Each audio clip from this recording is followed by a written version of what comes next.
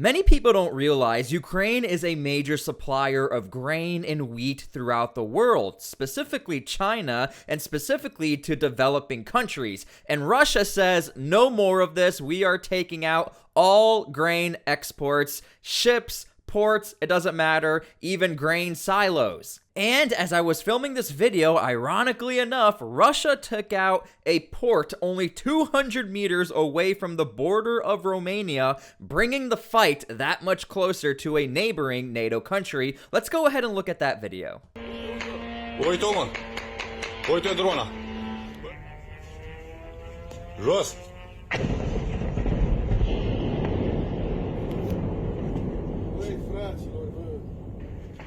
And by the way, I do speak Romanian. My family is from Romania, and these guys are Romanian. They're speaking Romanian, and I couldn't even imagine seeing that and thinking, we're completely safe. All the fighting is happening in Ukraine. Well, here we go. Yeah.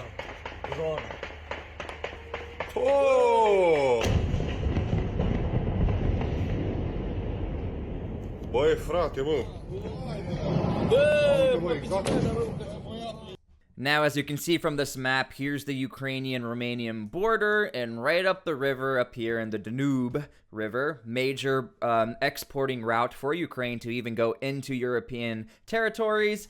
Right here on this port, I'm not even going to try to pronounce that, I guess the Reninsky area. This is what got struck, but nonetheless, we're talking right across the border of Romania. And you can only imagine for all the US soldiers, NATO troops, Romanian troops all in Romania, they're probably on high alert, and there's a realization this is a very serious thing to be only 200 meters away from the border. Okay, so if Russia is willing to attack deep into Ukraine and near Romanian territory, this is the actual main shipping routes that vessels do partake in when they are exporting grain outside of the Black Sea down in the Bosphorus Strait. Now, understand this. The grain deal that Russia was abiding by, essentially they would not attack any ships that are attached to Ukraine, are going to Ukraine, and any ships that are in the Odessa port region that have to do with grain, they would not attack anything. No trucks, no nothing.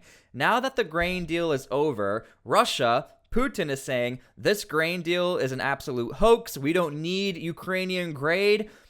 In fact, Russia is boasting that they have the biggest harvest that they've ever had ever, so why don't you guys export from us? And essentially what's happening is Russia is saying any ship that has anything to do with grain, wheat, or is heading towards Ukraine, we are now going to deem those legal military targets. And under the international humanitarian laws or the rules of war, Russia deeming those as military targets, and they're saying, hey, that's military cargo, they can technically do that, which is why the rules of war can kind of be lame or dumb if one country doesn't abide by them. Now, because of Russia taking out Ukrainian exports and attacking their wheat, grain infrastructures, yes, there is a rise in wheat and grain prices. This is over a 5-day period at the time of making this video, just so you are aware. But here's what experts are saying, and here's why people are saying we shouldn't necessarily freak out, because we've actually been in a way worse situation than this. Here is year to date, and we are not even at the highest that it's been before. Let's even go out to 5 years. And this is back in 2022 when we had the price of $1.1 thousand and we're down here $697. Now again, we did just have an attack at the time of making this video, so this might go up even higher because now people are seeing, look, Russia is willing to get that close to Romania. If something wrong happened or the drone, made a wrong turn or hit the wrong target on the Romanian side of things, this would be a totally different video and a totally different conversation. But nonetheless, I'm not here trying to be like, oh my gosh, the prices are going up. That's what the media is doing. Yes, the prices are going up because Russia is doing this, which they shouldn't be doing, going after Ukrainian exports. But nonetheless, we have been in a way worse situation before. And here's a second chart by Business Insider that, again, in 2022, the prices were way higher compared to what they are today. So where exactly is all this grain going? And here's where things get a little confusing, and here's where things actually kind of make sense. So real quick, according to official data, 57% of the grain from Ukraine went to the developing nations. And we'll get into what those nations are because then you'll see some overlap where Russia is working with those same developing nations. Wagner. And then, okay, so the rest of it goes to China. Most of it goes to China. So it's a weird thing, and Zelensky is even saying that 60,000 metric tons of grain destroyed by Russia destroyed by the Russian strike in Odessa, that grain was going to China. So why would you take that out if you guys are supposed to be buddy-buddy? That's why some of this is not making sense, because Russia and China, they are friends. China has not necessarily denounced everything that's going on within Russia and Ukraine, but nonetheless, this is a weird thing. Now, let's go ahead and talk about these developing countries. Now, Putin has been very critical about the fact and kind of hating on Ukraine for saying, oh my gosh, you guys are sending grain to developing countries, acting like you're saving the world. You guys are just trying to make money from these poor countries who have no other choice but to go to you.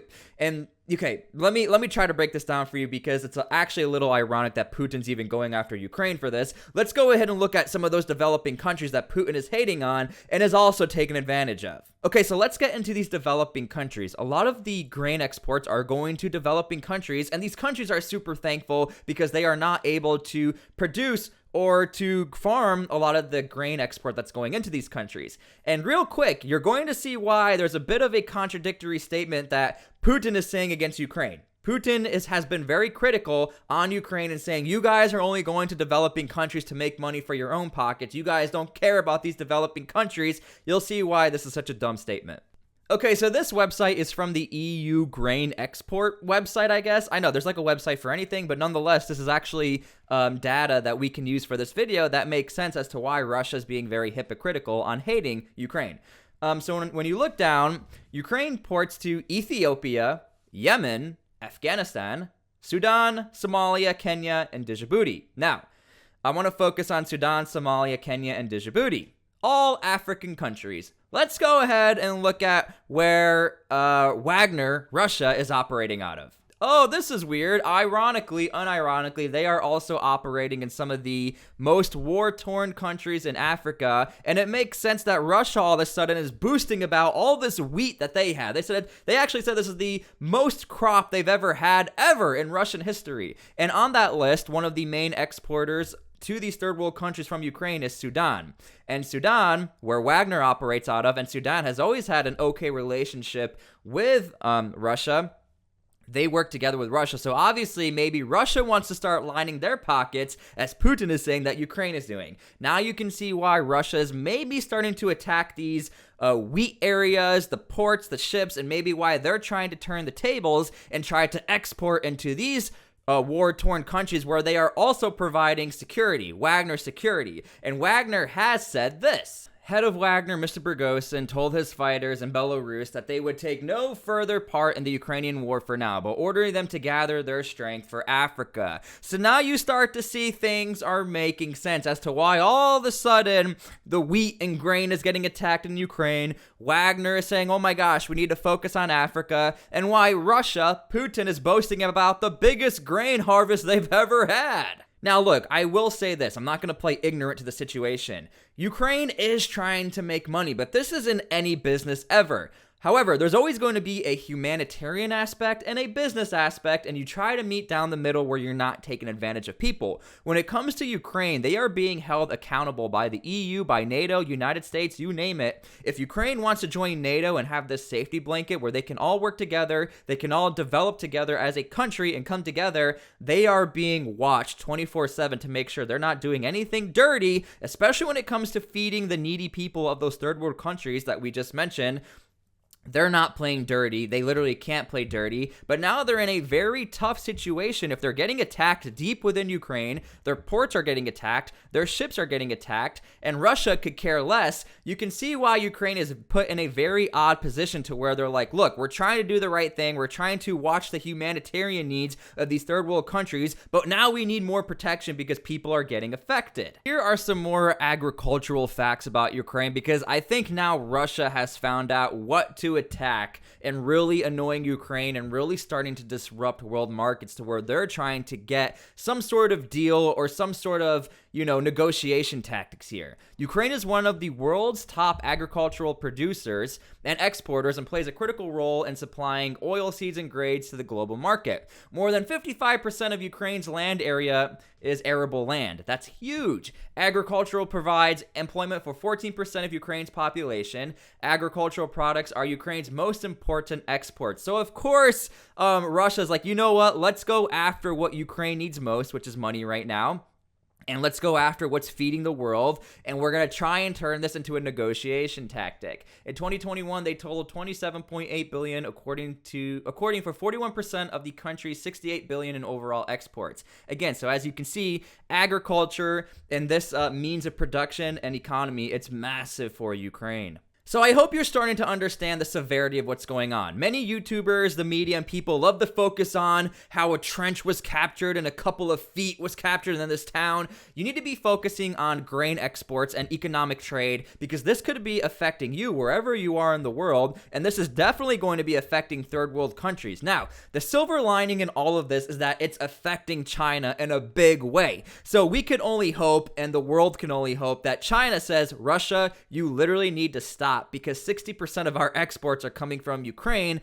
Unfortunately, though, Russia, if they are telling the truth and they have one of the most productive years when it comes to grain and wheat this year, China could just buy straight from Russia. Again, we can only assume they're both within the negotiation tables, and China knows exactly what's going on. We could only assume that. But nonetheless, that's why I'm trying to put all this information out there. Please be focusing on this specific topic, and make sure you're actually looking at the economic graphs. Don't only take my word for it. Don't take other people's words for it. Make sure that when people are saying the grain prices are rising, yes, they are, but they are not as high. They were double last year, okay? So yes, they are getting higher, but we're not in a critical situation that the media is making it perceived to be. Nonetheless, leave your comments and opinions down below on what you think is going on. I'm actually a little shocked that Russia was willing to get within 200 meters of Romania, because if Romania got touched, look, I'm Romanian, those boys can fight. And not only that, the United States is within Romania, and you're starting to mess with the US, and I don't think Russia wants that smoke. Nonetheless, let me know what you guys think. Comments, opinions down below, and we'll see you guys later.